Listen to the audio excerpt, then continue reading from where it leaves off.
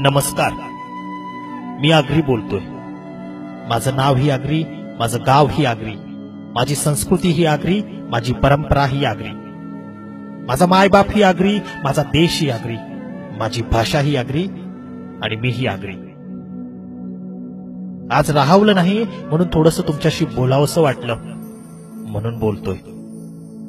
माझ्या आगरी बांधवाला मी ते शोधायला आलोय, पण तो सध्या कुठेतरी हरवला आहे आणि हरवत आहे. समाज भवन बांधताय कधीपासून? बाकीच्या समाजांचे समाज भवन झटपट उभे राहिले, पण माझा समाज भवन अजूनही उपेक्षित आहे. आज तुम्ही आग्र्यांना एक मैदान आणि एक समाज भवन उपलब्ध करून देत नाही, हे दुर्भाग्य आहे. एखादी बिल्डिंग बांधायची असेल तर सगळं झटपट उभं राहतं, पण माझा समाज भवन बांधायचा असेल तर नुसतं आश्वासनच. थकलोय रे मी, आता खूप थकलोय. किती दिवस या खोट्या आश्वासनांना सामोरे जाणार? ही आश्वासने आता नकोशी वाटताय. जे आपलेच आले आणि गेले त्यांनी ही आश्वासनेच दिली, आणि जे आहेत तेही आश्वासनेच देत आहेत. कुणाकडे जाणार आता? हा पेच प्रसंग निर्माण झाला आहे. किती वेळा तरी ऐकतो मी, आपलेच बांधव बोलतात, कधी आहे तुमचा आगरी महोत्सव? कधी आहे तुमचा आगरी महोत्सव? का तुम्ही काय आगरी नाही का? लाज वाटते आगरी असल्याची? अरे हक्काने सांगा, कधी आहे आपला आगरी महोत्सव? सामील व्हा, त्याच्यात सहभागी व्हा. अरे तुम्ही पण त्याचा एक हिस्सा आहात. समाजामध्ये जनजागृती निर्माण करण्याचा प्रयत्न केला. उद्देश एकच होता की चांगल्या गोष्टी आपल्या समाजामध्ये पोहोचायला हव्या. या चांगल्या गोष्टीमुळे आपल्या समाजात बदल झाला पाहिजे, समाज पुढे गेला पाहिजे. चार चौघात माझ्या आग्र्याची मान ताट असायला हवी. अरे चार चौघात कशाला, हजारो लोकात, लाखो लोकात माझ्या आग्र्याची मान ताट असायला हवी.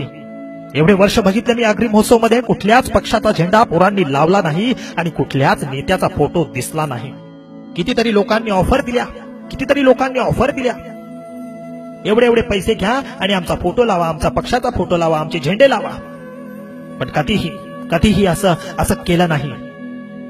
आगरी महोत्सव हा संस्कृतीचा उत्सव आहे. आगरी महोत्सव हा परंपरेचा उत्सव आहे. आगरी महोत्सव हा विचारांचा उत्सव आहे. आगरी महोत्सव हा शिक्षणाचा उत्सव आहे. आगरी महोत्सव हा आपल्या माणसांचा आहे. इथे बसलेल्या प्रत्येकाच्या अंगात रक्त सळसळत आहे. पण कुठे पाऊल टाकावं एक धाडस मात्र कळत नाही त्यांना. अरे आपल्या माणसाला आपण मदत नाही करणार, मग कोण मदत करील? माझा आगरी मोडेल पण वाकणार नाही.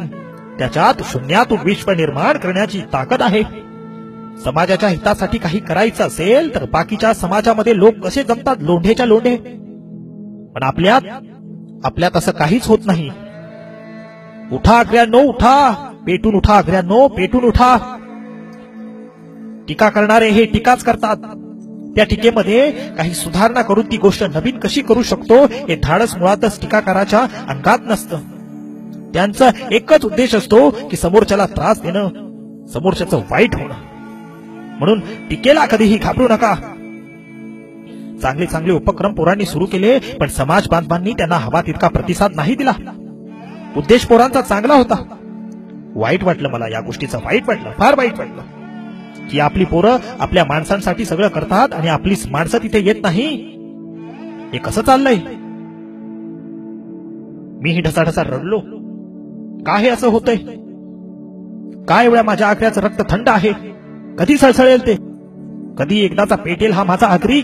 म्हणतात ना, मैत्री असावी तर आग्र्यांसारखी आणि दुश्मनी नसावी ती आग्र्यांसारखी. आगरी नावातच आग आहे. तो रागीट आहे, पटकन कोणालाही बोलतो. हो, आहे असा माझा आगरी माणूस. पण माझा आगरी माणूस हा फसल्या नाही, कोणालाही कधीच फसवणार नाही, एवढा मोठ्या मनाचा माझा आगरी आहे. हे सगळं तुझ्या हातात आहे. सगळी आग ही तुझ्या अंगात आहे. ही आग तुला पेटवायची आहे, तुलाच या समाजाला घडवायचं आहे. हे रक्त अजून किती दिवस थंड असणार आहे? हे रक्त सळसळायला हवं. कधी पडेल ही थिणगी, कधी लागेल ही आग, कधी पेटेल हा वनवा. आग्र्यांनो जागे व्हा. वेळ टळून जाण्या अगोदर जागे व्हा, नाहीतर हे माझे शब्द चुकीचे ठरतील. माझे हे शब्द निष्फळ ठरतील. आग्र्यांनो पुढे या, आग्र्यांनो, आग्र्यांनो पुढे या, पुढे या, पुढे या, पुढे या.